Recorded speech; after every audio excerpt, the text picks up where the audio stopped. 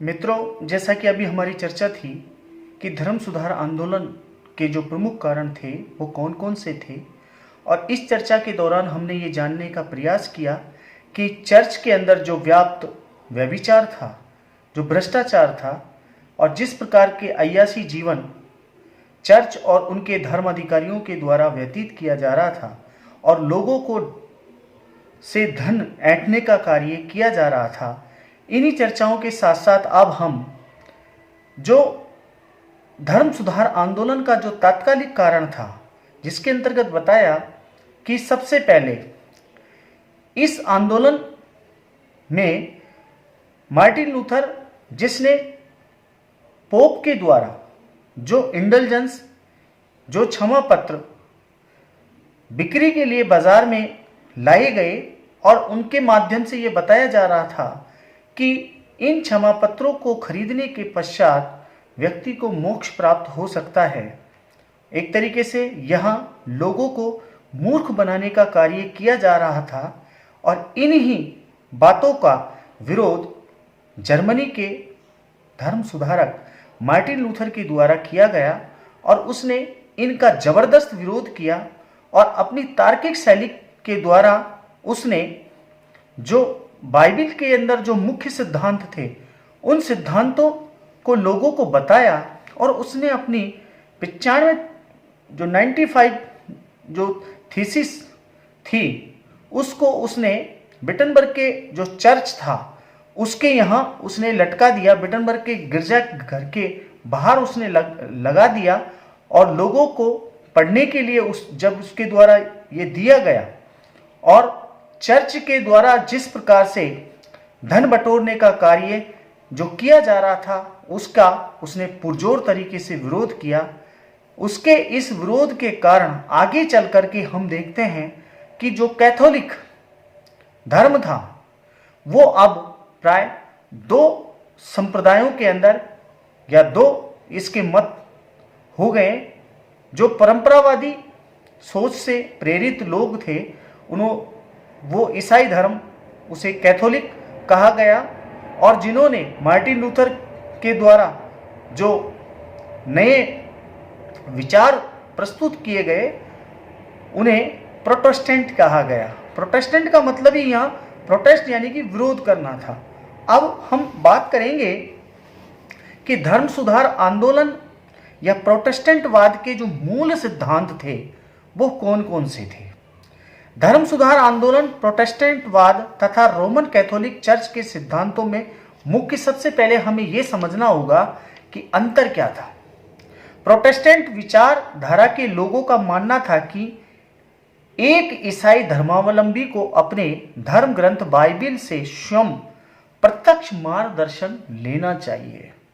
सबसे महत्वपूर्ण बात जो कही गई है कि स्वयं एक जो ईसाई है उसे बाइबिल से मार्गदर्शन लेना चाहिए। रोमन कैथोलिक चर्च में पोप एवं पादरियों द्वारा दी जाने वाली बाइबिल की व्याख्याओं को स्वीकार करने के प्रति विशेष आग्रह था। दूसरी तरफ देखते हैं कि पादरियों के द्वारा जो बाइबिल की जो शिक्षा है उन पर आग्रह किया गया, स्वीकार करने की बात की गई। धर्माधिकारियों के व्याख्यात्मक जंजाल से मुक्त बाइबिल की शिक्षाओं में से ईसाई अनुयायी का निजी व्यक्तिगत साक्षात्करण सभी प्रोटेस्टेंट संप्रदायों की मूलभूत विशेषता है। इसके लिए प्रोटेस्टेंट आंदोलन के नेताओं ने बाइबिल को लैटिन के स्थान पर राष्ट्रीय भाषाओं में जन सामान्य के लिए उपलब्ध कराने का प्रयास किया।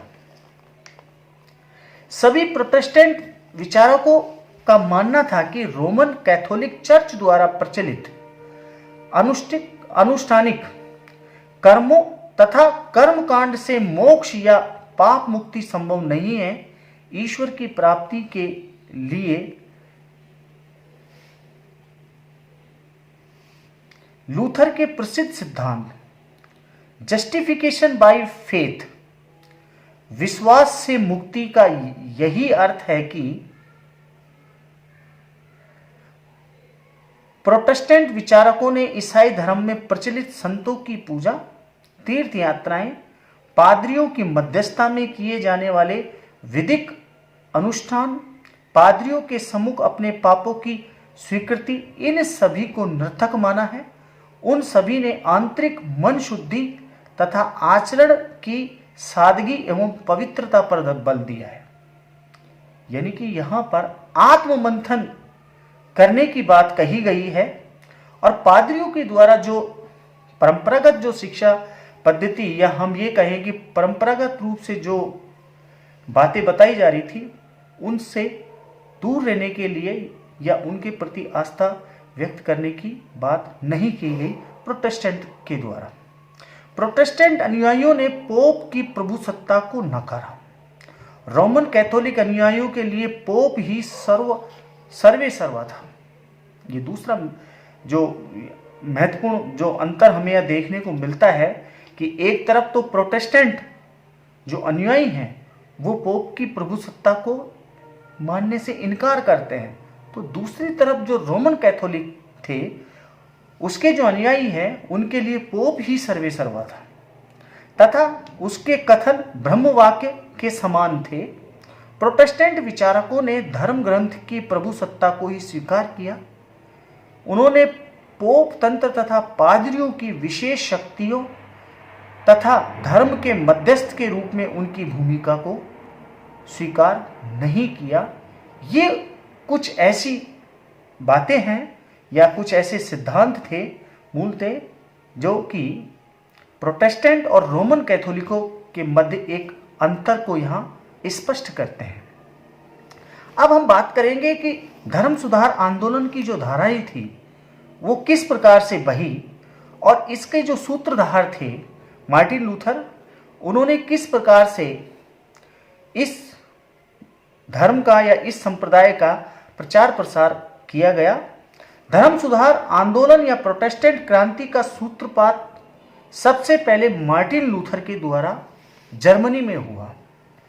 यहां पुनर्जागरण का प्रारंभ सबसे पहले इटली में हुआ। वहां धर्म सुधार आंदोलन की लहर सबसे पहले जर्मनी में दिखाई देती है। जर्मनी के बाद यूरोप के अन्य देशों में भी धर्म सुधार आंदोलन की भावना प्रसारित हो गई।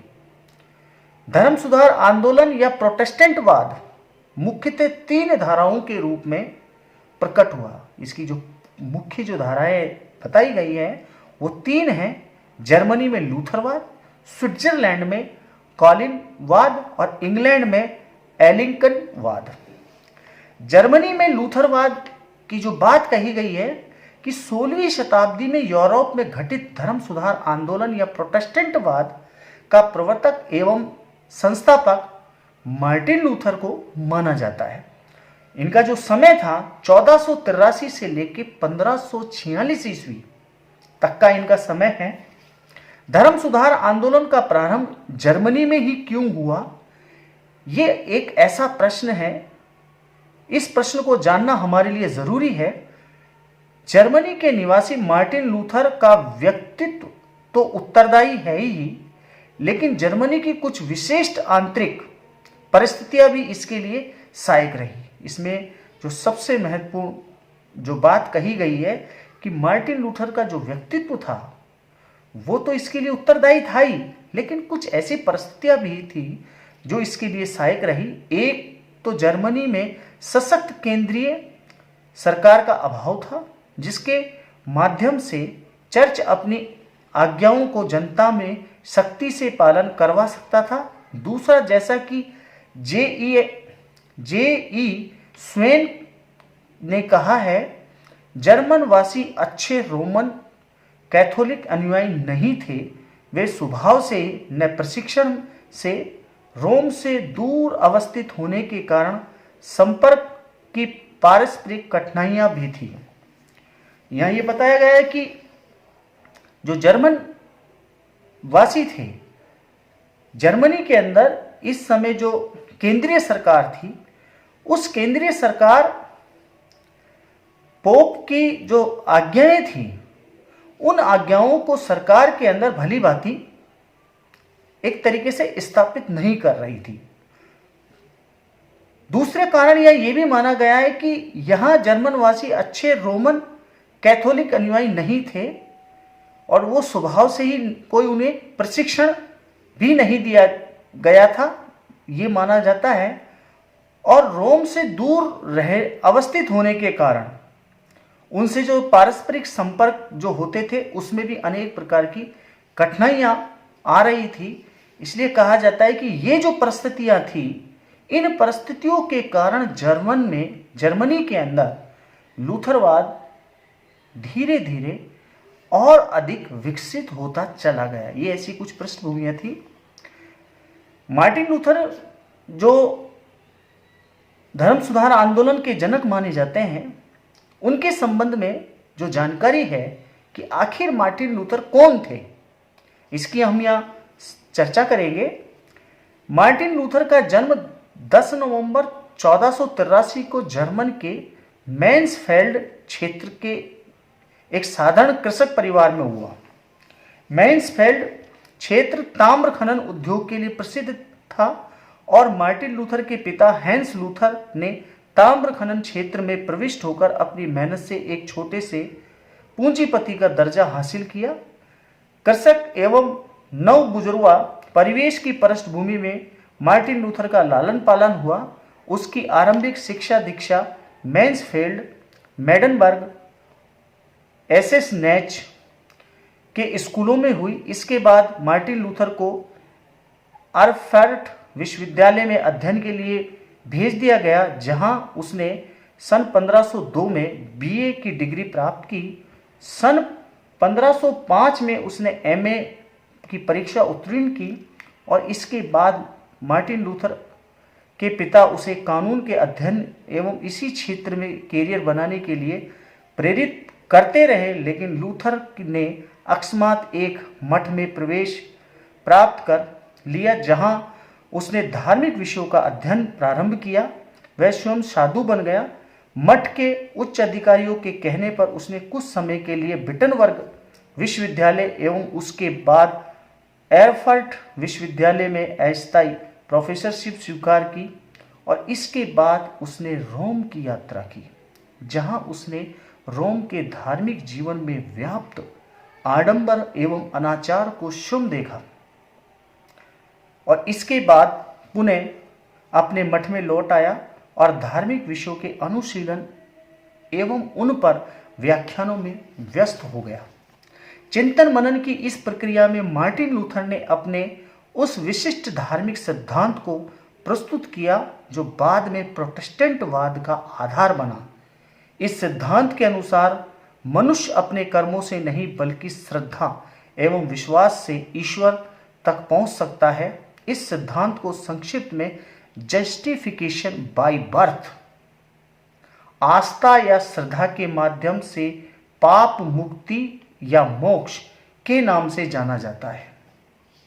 रोमन कैथोलिक चर्च में व्याप्त अव्यवस्थाओं के प्रति मार्टिन लूथर का विद्रोह प्रखर रूप में 1517 ईस्वी में उस समय व्यक्त हुआ जब पोप द्वारा एक प्रतिनिधि टेडजेल पोप की ओर से चर्च द्वारा जारी अनुग्रह पत्रों या क्षमा पत्रों इंडल्जेंस की बिक्री कर रहा था। टेटजेल का कहना था कि अनुग्रह पत्रों के लिए दिए गए पैसों की खनखनाहट के साथ साथ ही समृद्ध व्यक्ति की आत्मा स्वर्ग में प्रवेश करती है। टेटजेल के इस व्यवहार से मार्टिन लूथर बड़ा क्षुब्ध एवं क्रोधित हुआ। धर्म के नाम पर यह पहला खुला भ्रष्टाचार था।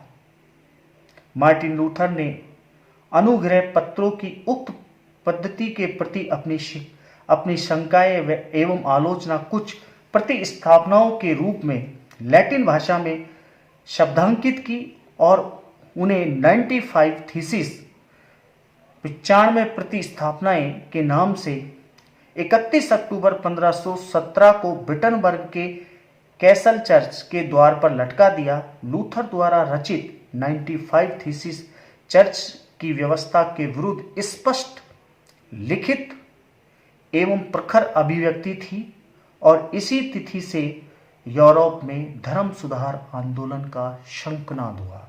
यानी कि धर्म सुधार आंदोलन का शंखनाद करने वाला कोई व्यक्ति था, वो था मार्टिन लूथर, जिसने चर्च के अंदर जो व्याप्त बुराइयां थी, उन बुराइयों को अपनी जो प्रतिस्थापनाएं थी 95, उनके माध्यम से उसने उजागर किया। चर्चा हमारी आगे जारी रहेगी। धन्यवाद।